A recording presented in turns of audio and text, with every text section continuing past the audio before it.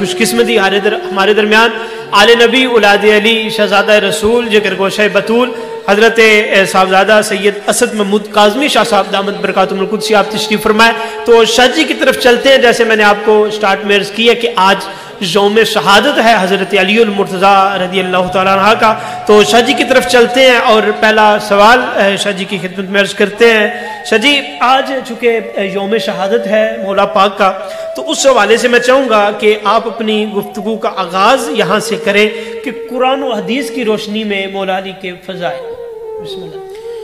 بسم اللہ الرحمن الرحیم والصلاة والسلام علی رسولہ الکریم وعلی آلہ واصحابہ اجمعین. منظر فضائے دہر میں سارا علی کا ہے، سبحان اللہ. منظر فضائے دہر میں سارا علی کا ہے، جس سمت دیکھتا ہوں نظارہ علی کا ہے. مرحب دو نیم ہے سر خیبر پڑا ہوا، اٹھنے کا اب نہیں کہ یہ مارا علی کا ہے. تم دخل دے رہے ہو عقیدت کے باب میں، دیکھو معاملہ یہ ہمارا علی کا ہے. آپ نے بڑے اچھے انداز میں آج کے اس پروگرام کو کنڈکٹ کیا اور فضائل مولا مرتضیٰ کی بات کی. حضرت علی المرتضیٰ شیر خدا کرم اللہ وجہہ الکریم اسلام میں وہ منفرد مقام رکھتے ہیں کہ آپ کے فضائل کا احاطہ ممکن ہی نہیں ہے.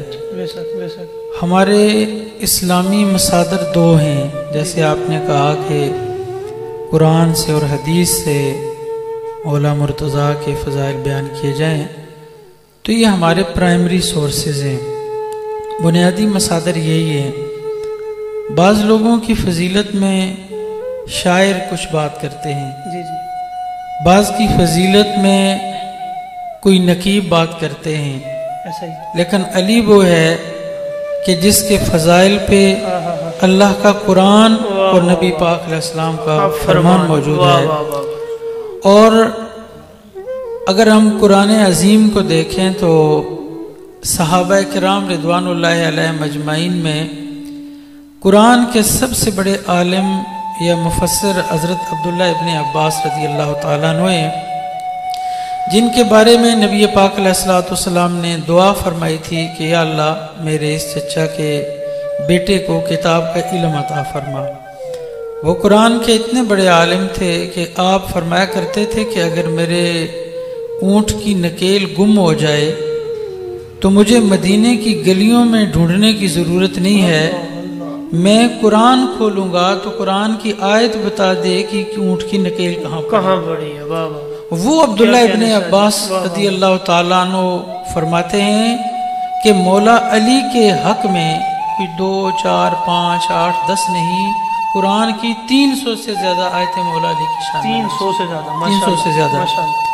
اور حدیث کی بات کریں تو حضرت امام احمد بن حنبل رحمۃ اللہ علیہ جو اہل سنت کی ایک بہت بڑی فقہی سیکشن کے امام ہیں، اور امام احمد بن حنبل وہ ہستی ہیں کہ جنہیں 10 لاکھ حدیث رسول سندن و متن زبانی یاد، اس پائے کا محدث. اور پھر بعد کے جتنے بھی محدثین ہیں وہ سارے کے سارے شاگرد ہیں حضرت امام احمد بن حنبل رحمۃ اللہ علیہ کے.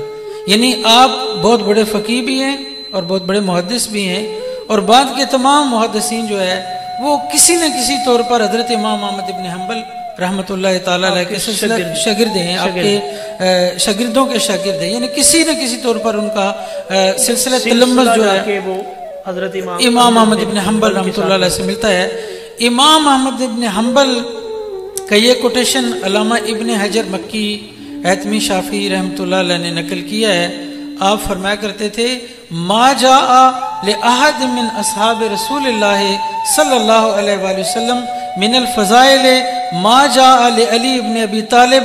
فرماتے ہیں اصحاب رسول میں کسی کے اتنے فضائل حدیث میں وارد نہیں ہوئے ہیں جتنے مولا مرتضیٰ کے وارد. سبحان اللہ. تو اس اعتبار سے اگر ہم دیکھتے ہیں تو قرآن اور احادیث طیبات میں آپ کے مناقب، آپ کے فضائل کی ہر طرف धूमें मची हुई हैं। इसीलिए मैंने वो हजरत पीर नसीरुद्दीन रहमतुल्लाह अलैह का वो मिसरे पढ़े थे कि मंजर फिजाए दहर में सारा अली का है, जिस्म देखते हैं नजारा अली का है। कुरान अजीम में मैं एक हवाला दूंगा, चूंकि यहाँ बात ज्यादा लंबी नहीं की जा सकती है। अल्लाह तबारक व तआला ने अपने महबूब पाक अलैहिस्सलातु वस्सलाम को, जब ईसाइयों से बात हो रही थी, तो अल्लाह ताला ने अपने महबूब पाक सल्लल्लाहु अलैहि वसल्लम से कहा कि महबूब आप इन्हें कहिए, फ़कुल तालो नदू अबनाना व अबनाकुम व निसाअना व निसाअकुम व अनफुसना व अनफुसकुम। ए महबूब इन्हें कहो कि तुम अपने बेटों को बुलाओ, हम अपने बेटों को बुलाते हैं, तुम अपनी औरतों को बुलाओ, हम अपनी औरतों को बुलाते हैं। और कहा अनफुसना व अनफुसकुम, तुम अपनी जानों को लेके आओ, हम अपनी जानों को लेके आते हैं। अब इसकी तफसीर में नबी पाक अलैहिस्सलातु वस्सलाम ने अनफुसना की तफसीर में सरकार ने अपने साथ मौला अलीउल मुर्तजा को ज़म फरमाया, और ये अलीउल मुर्तजा नफ्से रसूल है। मैं कहता हूँ कि आप अहादीस उठाकर देखिए, नबी पाक अलैहिस्सलातु वस्सलाम कहीं कह रहे हैं अलीयुम मिन्नी व अना मिन्हु। ये जो मौला मुर्तजा की फजीलत है कि नबी पाक अलैहिस्सलातु वस्सलाम उन्हें अपना वजूद करार दे रहे हैं, अपने जिस्म का हिस्सा करार दे रहे हैं।